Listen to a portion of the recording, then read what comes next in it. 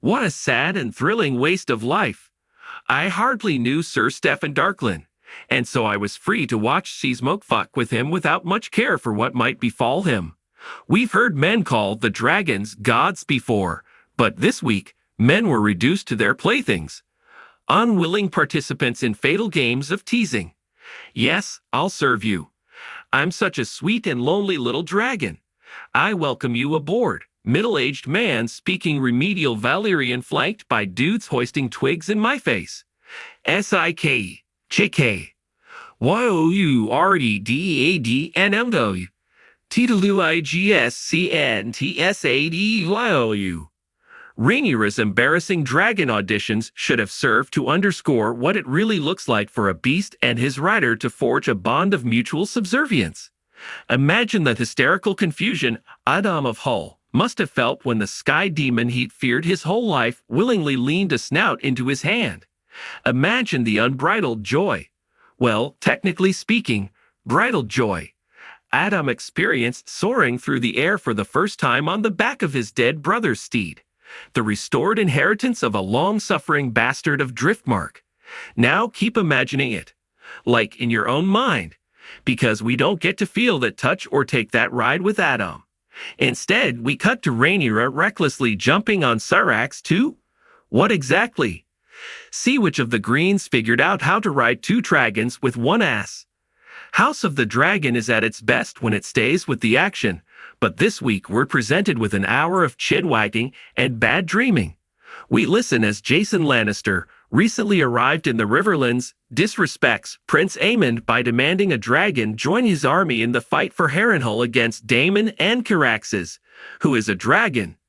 Side note, love that the Lannisters brought lions to the dragon fight. Are they meant to be weapons? Diversions? Dragon rations? Then we listen as Aemond bemoans this disrespect to the small council.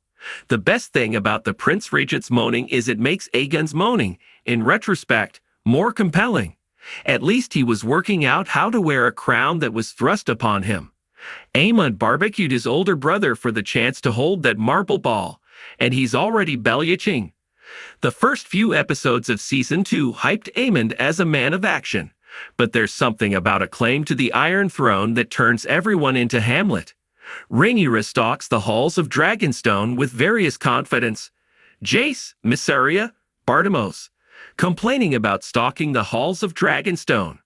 It is my fault, I think, that you have forgotten to fear me is the best line Rhaenyra has been given all season, but she needed to slap that Lord Celtigar way harder. Daemon the king consort. Hold the consort, please, plods through Harrenhal in a maze of his own nightmares. And Aemond. It's taken exactly one episode to turn Aemond One-Eye, the most fearsome warrior in the Red Keep, into just another dithering ruler, roaming from room to room and talking too much. We listen to him intimidate what's left of his surprisingly alert brother into silence regarding the betrayal he committed at Rook's Rest. We listen to him remove his mother from the council for not supporting him more in his hour of petulance. If Alicent really wanted to maintain her influence in King's Landing, it seems she would have been better off backing Rhaenyra's claim than those of her sons. Aemond does make one renegade decision, to treat with the free cities in order to break Rhaenyra's blockade.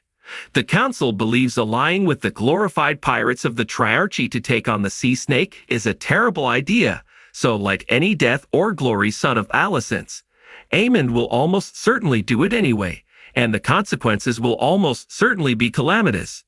Though perhaps it's unfair to say, like any son of Alicent's. It's been weeks since Sir Gawain arrived in town, and the Dowager Queen finally makes time to inquire about her third son, 16-year-old Daeron, whom she sent to ward at Oldtown. In a shocking twist, Gawain reports that Daeron is a pretty normal kid, kind to others and getting really into his music right now, which is the lute. Side note, why do all these kids have versions of the same name? How many letters comprise the Valyrian alphabet? Alicent wonders aloud whether it was the Red Keep or her own poor mothering that turned her other sons into monsters, and Gawain can't quite bring himself to absolve her. It's a strangely affecting scene between two characters lurking at this season's margins, in part because it's acted by two actors who are very good at acting, which is more than I can say for most scenes involving the Greens.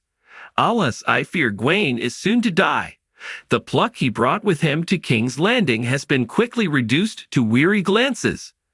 Gwaine remains a member of Kristen's army, which Aemond hastily orders to approach Harrenhal from the opposite direction as the Lannister Brigade. This doesn't seem like a terrible plan on its face. It's true that Caraxes can't man two fronts at once, but Aemond is equivocal about the role he intends to play in the battle to come. He'll join when he feels like it, if he feels like it, he says. Then he adds, "My uncle is a challenge I welcome. Unless I don't feel like welcoming it right now. I'll let you know later. Keep in touch." The only storyline with momentum, besides the Dragonseed Olympics, of course, is Mysaria's Hearts and Minds campaign in King's Landing. Right now, the way to win hearts and minds in the capital is through the small folks' empty stomachs. Her scheme to launch hundreds of boats bearing food and Targaryen banners to the shoreline is a hit. Overnight, people go from decrying Rhaenyra for the murder of baby Jaehaerys to crying the return of the one true queen. Life has been so gray in the capital for so long that the fruit and vegetables look blindingly technicolor to me, like Dorothy stepping into Oz. That recurring ironmonger with the sick kid and ballsy wife grabs a cabbage in the feeding frenzy, but his family is going to need way more calories than that. The small folk are so emboldened by Rhaenyra blocking the arrival of any food from King's Landing, and then allowing a small amount of food to arrive weeks later when they're good and hungry that they attack Helaena and Alicent on their way home from prayer. Side note, in a world full of Hamlets, Helaena increasingly dares to be a Laura Wingfield.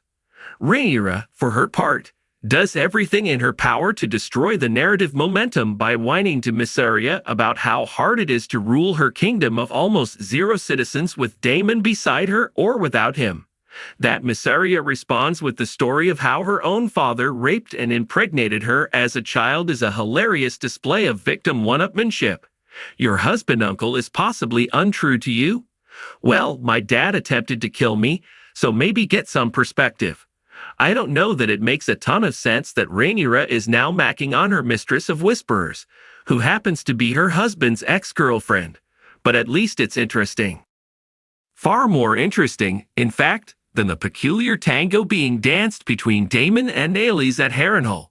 In their completely separate television series, Daemon, who I do believe is being poisoned, possibly by Aelys, keeps reliving the bad old days. The time his brother removed him from the line of succession. The time his brother had to let Aemma die in order to try to get someone in ahead of Daemon in the line of succession. This is all weird and dull. But the question I have is, how is this man filling the long days?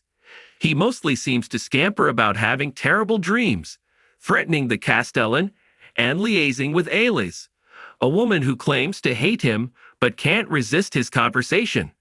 Perhaps those who strive for it are the least suited to wear it, she tells crown-seeking Daemon, like someone who watched the Game of Thrones final and didn't hate it. It's not a prize to be won, but a burden to bear. And yet, they seem to have some significantly underexplained connection. For example, Aelys tells Daemon that in 3 days something will happen such that he doesn't need to worry about treating with Grover Tully. She goes to visit the admittedly very sick old man, and then he dies according to her own timeline. Is she helping him? Daemon appears to assume so, but Oscar Tully is next in line, and that kid already has cause to hate him. And why is Daemon crying? What is happening? The only character in a more pathetic posture right now is Aegon. Honestly, for a king, he gets very few hospital visitors. There's Aemond, who swings by to threaten him to silence. His mother, who can barely look at him. And then there's Larys, the series' other character with a rotten foot. After Aemon snubs Larys' not-so-subtle play to become Hand of the Prince Regent in favor of his AWOL granddad, the Master of Whisperers goes straight to the infirmary to bond with the fallen king over the shared indignity of having one bad leg. Side note, No one seems particularly worried that Sir Otto Hightower has vanished in the midst of the civil war he started. Shouldn't they suspect foul play? They will underestimate you. Larys warns Aegon. Aegon, though, is kind of an idiot, so it's entirely possible that this mysterious they will correctly estimate him. But for Larys, there's nothing that can't be spun. Those who support Aemond might say that Aegon was partially rotisserie, but if you're completely shameless, you can rewrite the story of Aegon into the legend of the man who survived Dragonfire. This is a show about men and women vying for power, except for one dude. Alan of Hull. This week, Corlys has to force his bastard son to join the war effort as his first mate. That Alan deserves the promotion is clear, but the act also honors Rhaenys' last wishes, which is perhaps why Corlys ignores Alan's attempt to refuse the post. Whatever filial fantasy inspired him to join his father's navy has died for Alan, who shaves the white hair that would give him away as a Valyrian. Adam, on the other hand, sees how the position could legitimize Alan, perhaps even put him in line for the Driftwood throne. They're adult men, yes, but you never outgrow your broken home. Adam is the little brother hoping Dad will show up for Christmas this year. Alan's too jaded to stare at the front door any longer. Still, Valyrians are in the ascendancy on House of the Dragon. There's Alan's promotion, as well as Corlys taking up the post of Hand of the Queen. There's Adam's new whip, and in the airy, potential for Rhaena to get one too.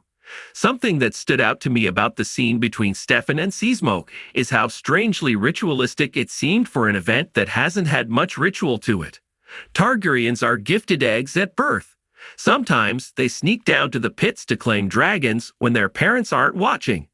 Just as Prince Reggio grants Rhaena's request to take Rhaenyra's sons to Pentos, she learns there is a large wild dragon lurking among the mountains of the moon. Does she bring her brothers onto Essos, as her queen commands, or hang around the Vale where dragons clearly thrive, with or without riders?